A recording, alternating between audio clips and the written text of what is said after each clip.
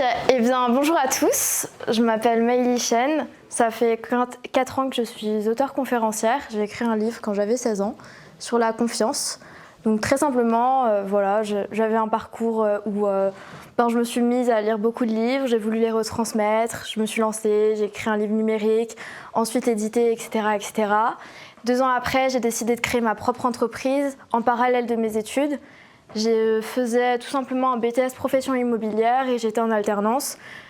D'où le fait que j'aime aussi beaucoup l'investissement immobilier. À long terme, j'aimerais énormément investir dans un hôtel. C'est vraiment mon big dream. Donc c'est pour ça que j'ai fait de l'immobilier en premier. J'ai acheté un premier bien à 18 ans.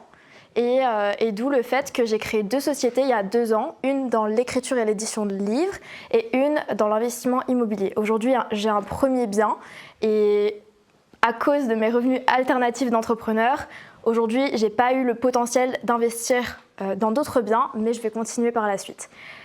Donc ça fait 2 ans que je suis dans l'accompagnement d'entrepreneurs dans l'écriture et l'édition de livres.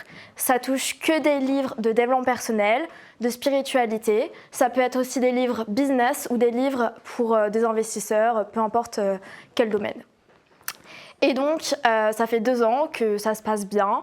Et voilà, j'ajoute juste une chose, je fais aussi du mannequinat depuis 5 ans, c'est une activité que j'aime énormément. Et donc voilà, comme quoi, si vous voulez poser des questions sur le fait d'avoir plusieurs domaines, d'activités, comment on fait, je serai aussi là pour y répondre parce que je sais que c'est très difficile d'avoir une voie et de foncer dedans. Mais voilà, si vous voulez en parler après, ce sera avec grand plaisir. J'ai voulu vraiment occulter un peu tout mon parcours et le storytelling, mais si vous voulez, je pourrais revenir dessus. Donc ça fait 2 ans que j'ai mes 2 boîtes, une dans l'immobilier et dans le coaching littéraire. Aujourd'hui, j'accompagne principalement les entrepreneurs, je suis aussi prête plume et ça fait 2 ans que ça marche. Dès le premier mois, j'ai gagné 3 000 €, j'ai été accompagnée, etc., etc. Et j'ai facilement eu les 10 000 € après 6 mois, j'ai recruté, j'ai monté une équipe de 6-7 personnes, stagiaires, alternants, freelance, prestataires avec contrat à temps partiel, etc. J'ai fait des webinars, je les ai fait en pub, j'ai fait de l'organique, j'ai fait énormément de choses pour le domaine du coaching en écriture et en édition de livres. Ça m'a énormément plu et puis les revenus étaient exponentiels, donc je ne faisais pas très gaffe. J'avais mon assistante, donc à 18-19 ans, avoir une assistante, c'est quand même cool. Je ne vais pas vous le cacher, je voyageais tous les mois, donc j'ai fait Dubaï, j'ai fait la Laponie, j'allais vraiment dans plein de séminaires aussi, j'ai investi énormément d'argent. Je réinvestissais tout ce que je gagnais, j'ai réinvesti au moins 150 000 € de tout ce que j'ai pu recevoir. Et ce qui s'est passé, et ce sur quoi je veux vraiment insister, c'est que j'ai vécu une période très difficile l'année dernière. Et justement, je veux vraiment vous rappeler que rien n'est jamais acquis. Moi, j'ai eu un peu de chance, si je peux dire ça comme ça, parce que j'étais vraiment alignée bien dans mes baskets sur vraiment tout ce que je voulais. Je voulais écrire des livres, j'ai trouvé mes premiers clients facilement, ils m'ont fait confiance. Vraiment, ça s'est super bien passé. Mon entourage était là, franchement, c'était fluide. Et moi, je nageais sur mon petit nuage, tout allait bien, jusqu'au jour où tout a basculé, on va dire. L'année dernière, je vais dans un séminaire donc en Laponie, séminaire Vision, etc. Je ne vais pas en faire la promo parce que ce mec m'a arnaqué derrière. Bref, voilà, on pourra parler de menaces, d'arnaques, plein de choses. Je me suis fait avoir partout en tant que personne assez naïve dans le business. Mais bon, il faut passer par là. Et donc, je vais à ce séminaire-là et je rencontre Steve, donc dans le développement personnel, etc. C'était mon client avant puisqu'on a bossé sur des livres, sur un livre en particulier ensemble. Et Steve, ce qui se passe, c'est que je vais patiner avec lui, donc faire du patin à glace, etc. C'était trop bien. Et c'est là qu'il me parle du fait que j'étais une vieille âme, il me parle du fait que j'ai été chamane, etc. Donc tout ce qui est spirituel, moi, j'y comprends rien. Et ensuite, quelques jours plus tard, il me dit « Mélie, tu fais 10, 20, 30 000 € par mois, tu penses pas qu'il y a un problème, t'es pas comme les autres, tu dois être sûrement HPI, etc. » Donc moi, je reçois ça et je me dis « Waouh, mec, moi, je voulais juste aller faire un séminaire en Laponie, je m'attendais pas à tout ça. » Et donc c'était en mars l'année dernière. Et donc, je commence à faire des tests, je vois que je suis HPI, je vois que je suis différente. J'ai des thérapeutes sur mon chemin qui arrivent, qui m'emmènent vers le fait que je touche à la spiritualité. Je fais une formation au Portugal thérapeute, machin. Et donc là, en fait, grosse introspection sur moi-même. Où est-ce que je vais? Je commence à ressentir des trucs, je me tape des insomnies toute la nuit parce que je ressens des choses. Et c'est difficile à vivre, sachant que j'avais mes études à côté. Et en fait, ça fait 1 an que j'ai quitté l'école en physique. J'ai fait ma 2e année de BTS profession immobilière en ligne. Et j'ai jamais voulu lâcher parce qu'il me restait qu'1 an. Donc je me suis dit, bon, autant aller au bout du diplôme. Donc on est en mai, donc les mois arrivent au fur et à mesure, mais je lâche tout mon business et je me mets à fond dans mes cours. Je fais imprimer 10 000 feuilles, donc tous mes cours en ligne, je les passe une par une. Donc c'est une ramette comme ça, 10 000 feuilles, voilà.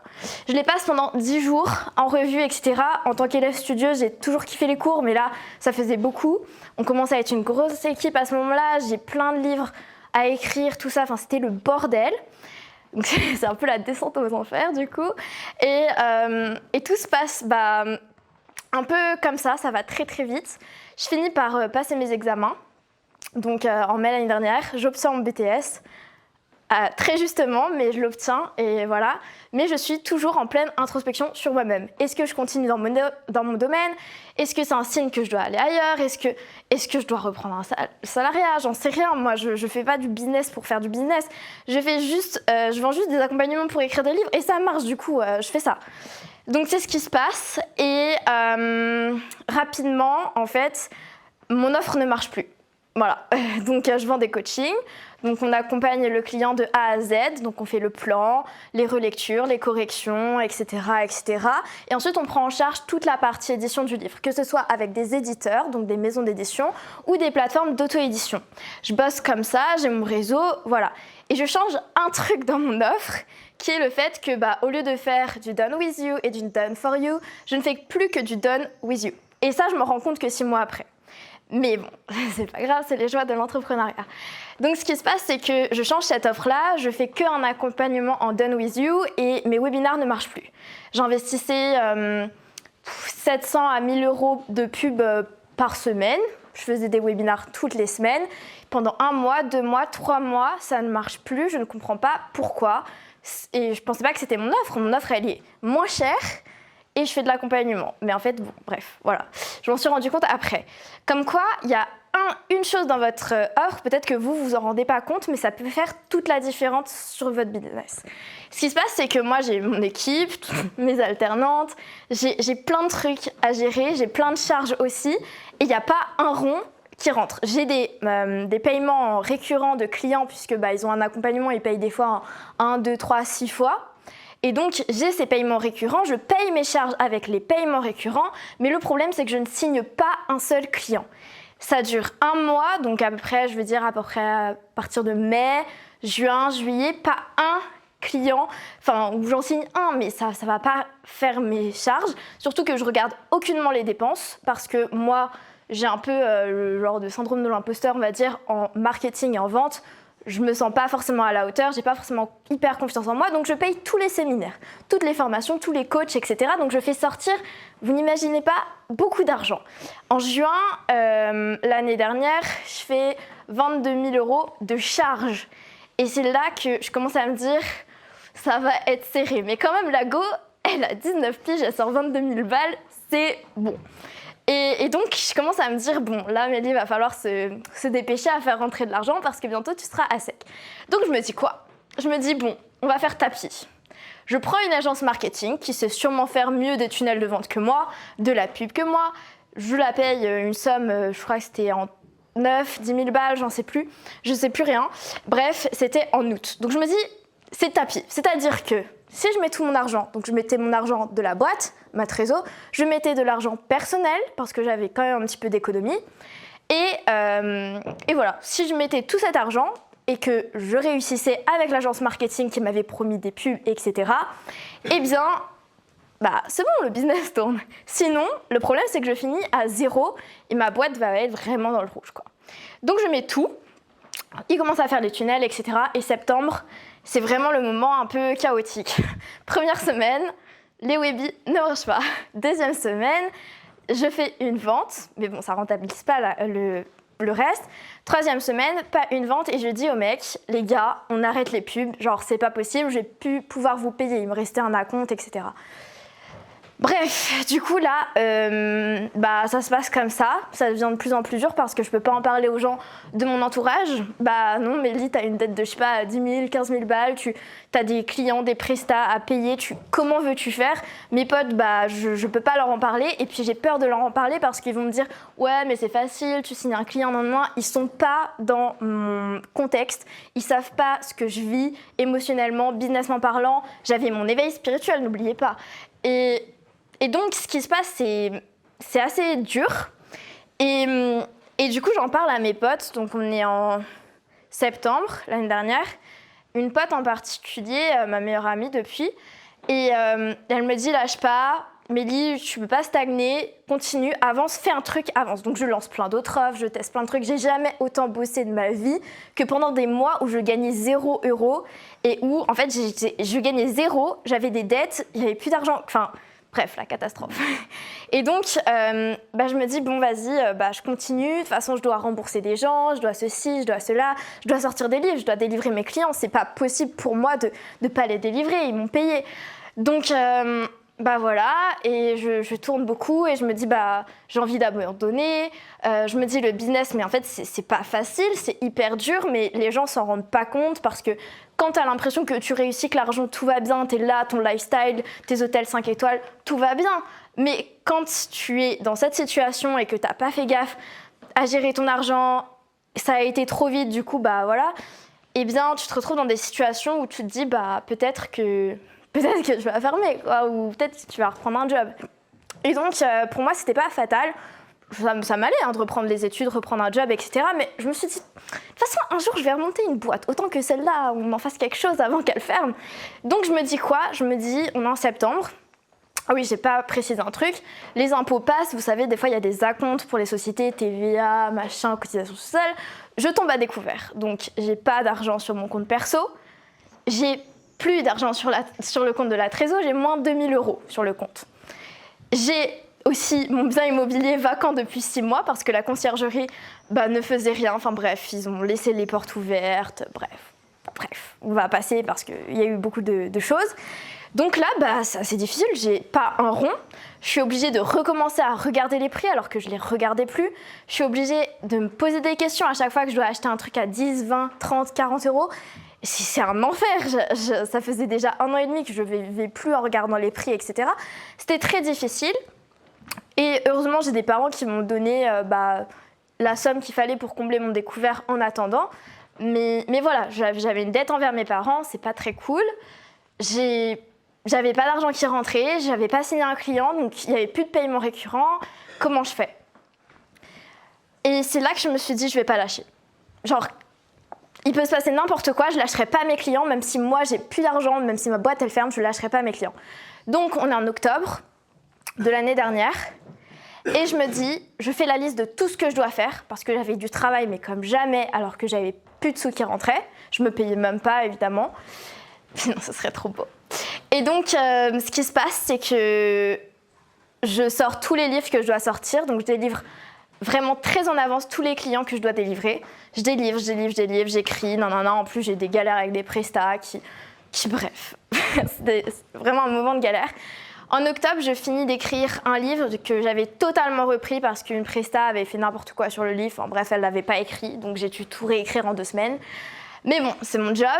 Et c'est ça qui se passe en octobre. Donc je finis un maximum de travail. Et ce qui se passe après, c'est que je me dis, bon, j'ai du travail qui a été fait, ça se passe bien, là on va chercher de l'argent. Mais là, on va aller chercher de l'argent.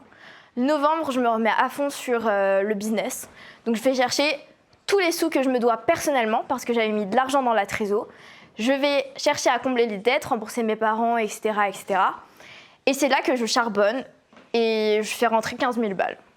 Et là, pour pas finir sur une mauvaise note de l'année, eh bien, ce que je fais, c'est que je me dis, je vais écrire mon livre, donc un second livre, qui s'appelle Le pouvoir d'un livre, sur toute mon expertise, sur l'écriture, l'édition, la communication d'un livre. Il y a vraiment tout, il y a 4 ans d'expérience dedans, j'ai rien laissé au hasard, et j'ai même pris une coach d'auteur qui bossait avec moi dans l'équipe pour le réenrichir.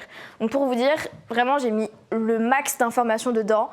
Voilà, donc j'écris ce livre, je pars à New York fêter mon anniversaire, parce qu'il faut qu'on finisse sur une bonne note l'année quand même, et de toute façon, si j'ai ressorti tout l'argent de ma boîte, c'est que voilà, je vais finir à zéro le compte de résultat, je serai peut-être pas dans le vert, je serai peut-être dans le rouge, mais voilà, j'ai besoin de tourner la page sur ça. Mes comptables me disent juste, parce que la galère, c'est pendant 10 mois, donc je vous raconte jusqu'à avril. Donc ce qui se passe, c'est que mes comptables me disent juste, Mélie, il va falloir ressortir la TVA pour mai, etc., certains impôts, etc. Donc ce qui se passe, c'est que moi, je reviens de New York. En janvier, je me dis, je fais rentrer 10K, la TVA, elle est bloquée sur mon second compte et je la payerai en mai. Donc ça se passe bien, jusqu'au moment où, en février, je fais mes séminaires, tout va bien, la vie reprend, etc. Mon offre, en plus, j'avais trouvé le fait que pourquoi elle marchait pas, etc. Mon bien immobilier, je vous jure comment j'ai charbonné, j'ai trouvé une femme, 2 femmes de ménage, j'ai repris tout, et en fait, je me suis rendu compte que la conciergerie avait vraiment fait n'importe quoi. Bref, j'ai perdu 10 kilos aussi. Bref, voilà ce qui se passe. Et ce qui se passe en mars, c'est que mes comptables me disent un truc. Elles me disent, Mélie, on a oublié un compte pro de la boîte.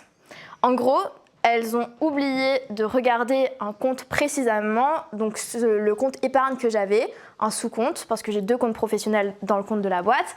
Et ce compte-là, c'est le compte avec lequel je payais tous mes fournisseurs. Et donc j'avais 15 000 euros, du coup, qui étaient partis en charge, qui n'étaient pas déclarés, qui n'étaient pas mis dans tout le bilan en fait, de 2023. J'espère que vous me suivez parce que niveau TVA, impôts et tout, c'est pas souvent classe à raconter. Donc ce qui se passe, c'est que elles me disent, Mélie, il y a un trou dans la compta, comment on fait? Finalement, tu avais un bilan positif quand tu es partie à New York l'année dernière, mais là, du coup, on a moins 15 000. Tu es dans le rouge, quoi. Et moi, je me dis, pourquoi est-ce que j'entreprends? Je veux l'acheter mon hôtel, en fait, un jour. Et j'entreprends parce que je veux juste faire de l'argent et me dire que j'ai 3 bilans verts et après, je peux réinvestir dans l'immobilier. Et là, c'est genre un peu la dépression parce que je me dis, mais pourquoi est-ce que je fais ce que je fais si au final, j'ai 0 argent dans ma poche, je ne me suis pas versé de salaire, j'ai payé des prestataires, j'ai payé tout ce qu'il faut, etc. Et moi, j'ai plus rien. Je me suis tabassée à écrire 5 livres l'année dernière pour des clients et j'ai pas un rond. Je me suis tapé des galères énormes et au final, il me reste plus rien et je peux même pas faire ce qui me passionne de l'immobilier. Donc je tombe un peu dans une dépression et finalement je rencontre des gens qui sont toujours à mes côtés et qui me disent Mélie, tu sais quoi, de toute façon l'immobilier tu peux gagner mais tu vas beaucoup plus gagner en faisant ton business actuel, en le développement pour ensuite investir plus gros dans l'immobilier. Ça a mis du temps à infuser dans ma tête mais j'ai vite réfléchi et je me suis relancée, je me suis remise sur pied. Et du coup, j'ai avancé comme ça en avril, etc. C'était très difficile. Et deuxième chose, c'est que mes comptables m'annoncent aussi que la TVA n'est plus de 10 000 euros à verser, mais de 15 000. Donc, en avril, j'ai aussi charbonné, jusqu'au jour où elles me disent « Non, finalement, Mélie, on avait mal calculé, c'était pas 15 000, c'était 10 000. » Du coup, voilà, 1er mai, fête du travail, je règle enfin ma dette de TVA de 10 000 euros. Je finis en positif l'année dernière parce qu'on a fait en sorte que le bilan soit au vert pour mon immobilier, évidemment. On trouve toujours des solutions. Et donc depuis le 1er mai, ça va beaucoup mieux, mais j'ai galéré depuis près d'1 an l'année dernière. Donc comme quoi, pour vous dire que rien n'est jamais acquis, vous devez toujours retomber sur vos pattes, vous devez toujours aller de l'avant.